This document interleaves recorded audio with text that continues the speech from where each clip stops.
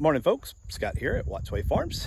Thanks for tuning in for another farm video. It's kind of a dreary, overcast day today. It's supposed to start raining lightly pretty much here in a little while and rain pretty much all day. And unfortunately, due to my day job, I don't get the luxury of working around the weather when it comes time to get the chores done on the weekend. That's pretty much my only time to get out here and really get stuff done. And so we got a busy day today, and even if it starts raining, we still gonna work through it. Behind me I've got pig feed and pig warmer pellets to get unloaded. The place I buy from is nice enough to wrap it up for me on days like today because keep it dry. Some pretty feed these days. Anybody that raises any sort of animal that you got to buy feed for knows that feed is just crazy expensive right now. I've spent a few minutes at the feed store this morning lamenting with the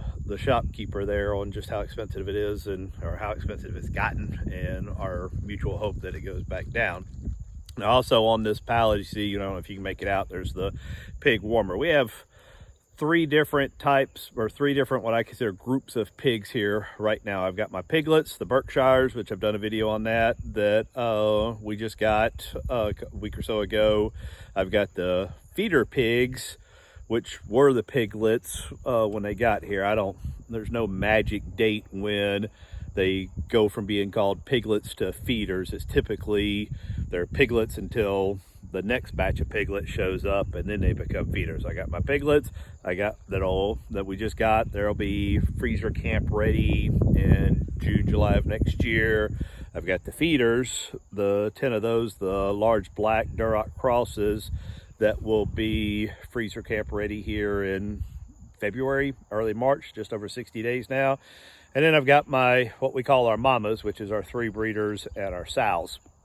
And the reason I bring all this up, so the warmer pellets, what we have found is, I do believe, even though we move them constantly, or move them regularly I should say, and we make sure the pigs are worm free when they join the farm, parasite load is something that, just because of the nature of pigs in a wet environment, or a wooded environment where it does get wet, is something that's always concerned me, and I do not want to spend one dime on pig feed that goes to feed intestinal worms. So we do worm when they come to the field or when they come to the farm, and then about every other month through their life on the farm, obviously cutting off before they go to the processor. So the piglets, they're small enough we catch them and they get injectable wormers when they join the farm, or like these piglets right before they move out to their paddock. But after that, it's just, I don't know, we've got the slap shot, and we've had varying levels of success with that. And there was a price per pig, I guess, unit cost. Doing the warmer pellets is probably a bit more expensive, but it's just for an ease. It just makes it so much easier. So what we've got today is we actually need to move all the animals on the farm today. The piglets need to be moved, the feeders need to be moved, and actually the cows herd needs to be moved. And I say we need to build the paddocks today. Probably won't actually do the moving until tomorrow. The cows, really, they're not on grass anymore. They're on hay, but we still move them in order to spread the manure throughout the winter. So they're the lowest priority. But the piglets and the feeders, both the piglets are ready to come out of the training pen, and the feeders are ready to make their move into their next paddock. So today's goal, and I hope you'll follow along to the end, and I'll kind of show you what we do. I'll give you updates as the day progresses, is to build paddocks for both the piglets and the feeders, and get the big Osborne feeder for the feeders back engaged, because the big Osborne feeder will go to the feeders, and then the piglets will get the smaller Osborne feeder that the feeders pigs have right now. That was a mouthful. So anyway, hang out, come along, and I hope you enjoy this video. So here's my rotational grazing parch trailer. If you haven't seen the video I did previously on the build out of that and something you're interested in, you might want to check it out. Now I did add, since that build out, and I suggested the build out, I was going to go to Harbor Freight. Got this tarp for what, $8 on sale for $7.99, and I just put bungee cord there in the front and one in the back just to make it easy, and it's doing quite well. I mean, we've had a good bit of rain and there's no real water accumulation on top. Again, don't know that's really necessary because every bit of these fence components are meant to go outside, but you know, and the stuff that's really not, these buckets right here in the front, I have covers over it, but I don't know. Now, one little feedback on that is this is, I don't know, maybe a little heavy for picking up and putting on there. Thinking more of Mrs. Wattsway Farms, and I might, as a result, go and put a few cinder blocks in the back of that, just as a kind of a counterbalance, if you will. But I don't know. Well, wait, she hasn't said anything yet. It's just my own observation. But if she says something, that's probably what I'll do. Here's where the feeder pigs are now. There's 10 of them up in here, and as you can see, they have done a tremendous job clearing this out. Now I'll wait till it dries up a bit because it's still pretty soupy if you zoom in and look in there. But I'll have no trouble cutting this with the brush hog and getting it to look like this area right back here on the other side of the gate where they were previously. The slight challenge, and I don't think it's going to be a big challenge, is, you know, whenever we lay out our paddocks, we always do it with a physical gate pointed towards where they're going next.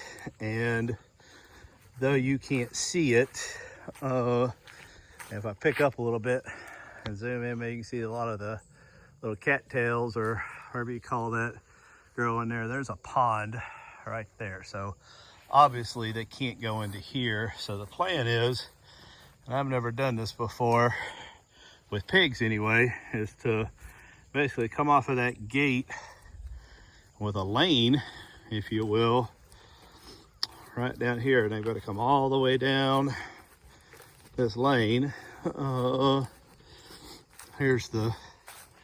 That's the dam to the back of the pond. You can kind of see a little better where it's at now, just through those trees where all those dead cattails are.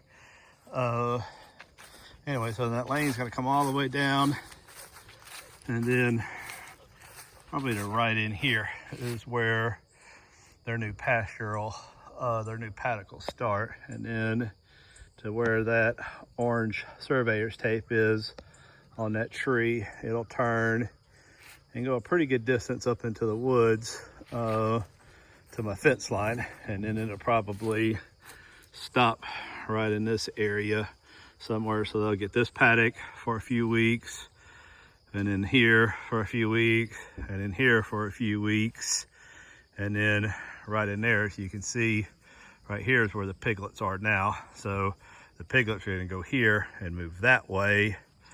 These guys will come through here, and then hopefully by the time they get to about right in this area, it'll be time for them to exit the farm to freezer camp. And then, like I said, the other ones will move through the woods back up that way with the same goal.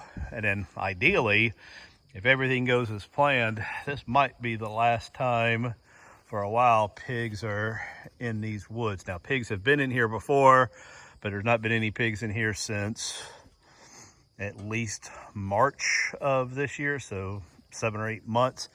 And the plan is to, once they rotate them through here one more time, is either come back here with a chainsaw or a mulcher and clear this up and hopefully convert all of it to pasture in the spring. So let's get some paddocks built.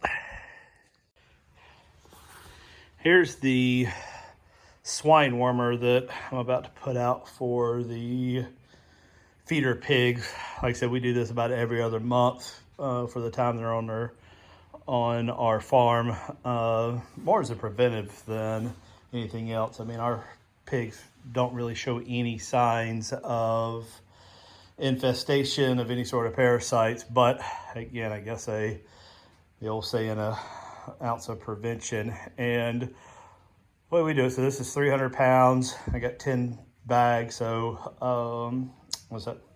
I mean, 300 pounds by 10 pigs, so 30 pounds per pig. So this is about 4 or 5 days worth based off what they're currently consuming. And they say that's the way you treat this. You make it their sole ration for at least 3 days, and that's good. Like I said, a little more expensive, but the convenience factor is just so much easier than trying to stick a bunch of pigs.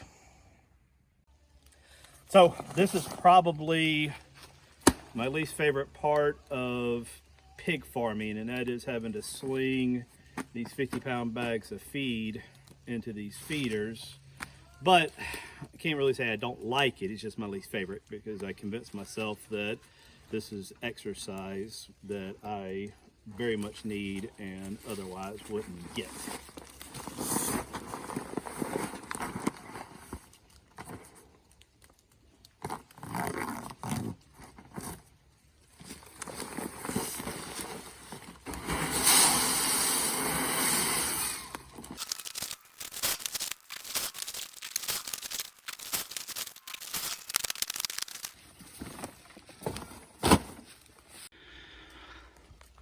So this is what 300 pounds of medicated swine hog warmer feed looks like.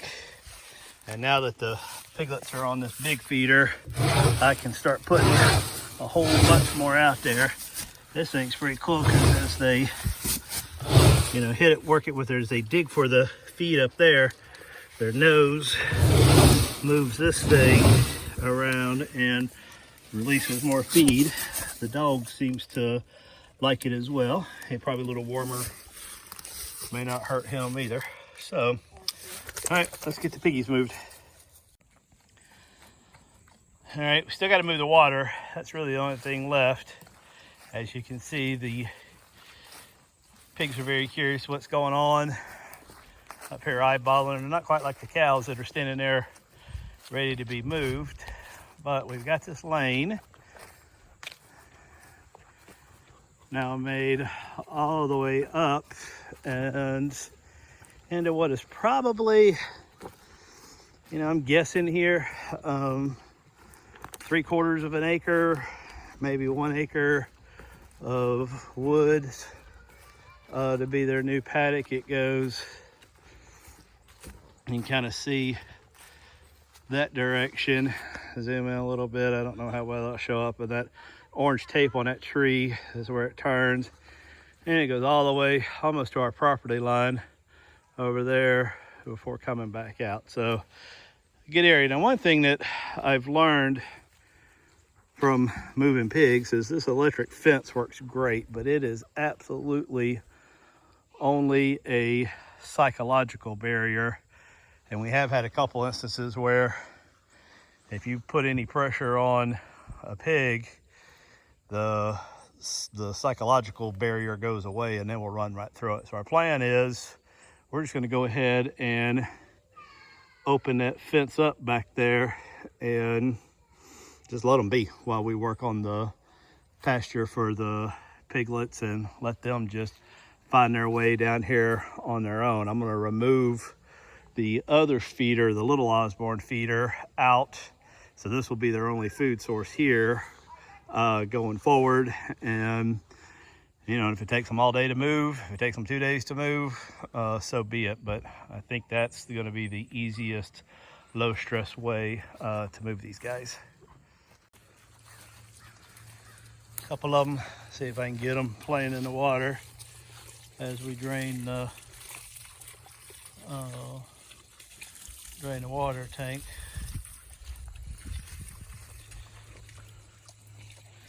And then a couple of the other ones look like they're just sitting waiting by the gate. So now we're ready. I need to take that gate down, and then I've already got the little alligator clips on each side that'll fire this next section up, and then they'll be ready to go. All right, so the gate's down and this is hot. I wanted to see this one. Immediately decided they wanted to go over there and check it out. And I found that even though the gate is down, they're often quite slow to be brave enough to take those first steps, because it's like they knew there was a gate there. They see that it's gone, but they just can't process now that they can go through there. But I do believe the curiosity and the power of the hunger in their belly will make them eventually brave the step. We'll check back in later. All right, so here's the piglets out of the training pen and into their first paddock. This move went pretty easy. Now we locked them all up inside their little hutch, and because there was 2 out of this batch that needed their second wormer shot, which we did. And so now this line, which is hot, runs out of here all the way down up into the woods, back over, and then you can't hardly see it right through here. It comes right up to this back corner of where they were, and then there's the new feeder, the little Osborne feeder that was with the feeder pig. So this is not a huge paddock, but I think it'll last them for a few weeks, I'm sure, because, you know, like I said, these guys are not that big. So we'll let them stay in here for like a couple weeks, and then they'll continue to move that way all the way around and then up the fence line that's over there. So got to move their water. The feeder's already set up, and then this day will be a wrap. So hope y'all enjoyed this video. I mean, thanks for sticking around today as we did these little farm chores. We did good with the rain. There was a few times that it started coming down pretty hard, and we just take a break and watch it come down, and then as soon as it stopped, we went back at it. So again, if you have any comments, I would love for you to share them. If you like this and want to see more, feel free to subscribe to my channel. And I do respond to any and all comments that are made personally, so please feel free to leave them, and I will see you back here for the next video.